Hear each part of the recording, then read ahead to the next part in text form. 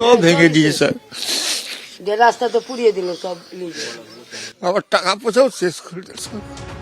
কয়েক দশক ধরে মিষ্টির দোকানে ক্যাশে বসতেন যিনি, মুর্শিদাবাদের হিংসা তাকেই আজ পথে বসিয়েছে। কেউ আবার কোনো ক্রমে পাঁচিল টপকে পালিয়ে প্রাণে বেঁচেছেন। ভিটে মাটি ছেড়ে ভিন জেলা নয়, একেবারে ভিন রাজ্যে গিয়ে আশ্রয় নিতে হয়েছে। কিচ্ছু নয় আমাদের বাড়িতে। আমি যে প্যান্টটা পরে এসেছি, জামাটা পরে আসতে পারিনি আমি ওখান থেকে। অশান্তির জেরে পড়শি রাজ্য ঝাড়খণ্ডের পাকুড় জেলায় আশ্রয় নিয়েছে মুর্শিদাবাদের একাধিক পরিবার। কেউ আশ্রয় নিয়েছেন আত্মীয়ের বাড়িতে, তো কারুর ঠাঁই হয়েছে রাস্তার ওপরে থাকা হনুমান মন্দিরে। পয়লা বৈশাখে গত 50 বছর ধরে ভজহরি সাহার দোকানে তারা বিভিন্ন ধরনের মিষ্টির সামগ্রী বিক্রি করেন। এবারের পয়লা বৈশাখ একদম আলাদা, কারণ দোকান তো নয়ই, নিজের রাজ্য ছেড়ে ভিন রাজ্যে এসে থাকতে হচ্ছে তাকে। সব ভেঙে দিয়ে স্যার, যে রাস্তা তো পুড়িয়ে দিল সব। আবার টাকা পয়সাও শেষ করে দিল স্যার। আর হালকা কিচ্ছু নাই, কিচ্ছু নাই। দোকান কি অবস্থায়? দোকান সব ভাঙচুর, কিছু আলমারি ফালমারি কিচ্ছু নাই, লুট করে নিয়েছে স্যার। মা আর বউকে নিয়ে কোনো ক্রমে পালিয়ে প্রাণ বাঁচিয়েছেন জাফরাবাদের দিঘরির বাসিন্দা অসিত কুমার সাহা। প্রথমে আশ্রয় নিয়েছিলেন এক আত্মীয়ের বাড়ি, আর এখন ঠাঁই হয়েছে এই মন্দিরে।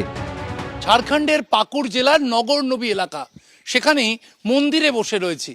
সুনীতি সাহা তার ছেলেকে নিয়ে এখানেই বসে রয়েছেন, কারণ এখনো তাকে তাড়া করছে সেই দিনের ভয়াল স্মৃতি। যেরকম বৃষ্টি হয় সেরকম আমাদের বাড়িতে ইট পাথর ছুঁড়ে মারছে আমরাকে।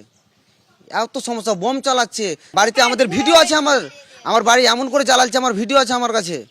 আমরা পাঁচির টোপকে কোনো রকমে পালিয়ে গেছি, না আমরাকে তো পুড়িয়ে মেরে ফেলে দিত।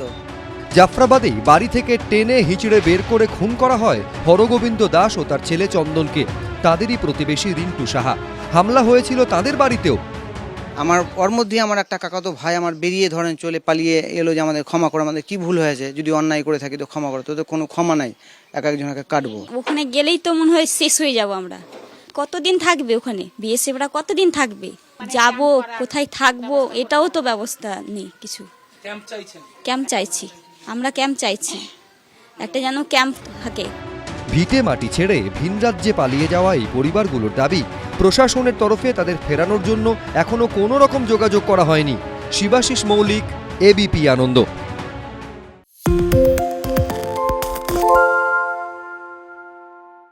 শুনতে পাচ্ছি না, বল না।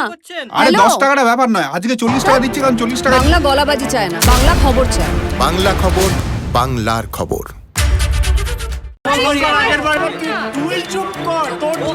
বাংলা ঝামেলা চায় না, বাংলা খবর চায়। বাংলা খবর, বাংলার খবর।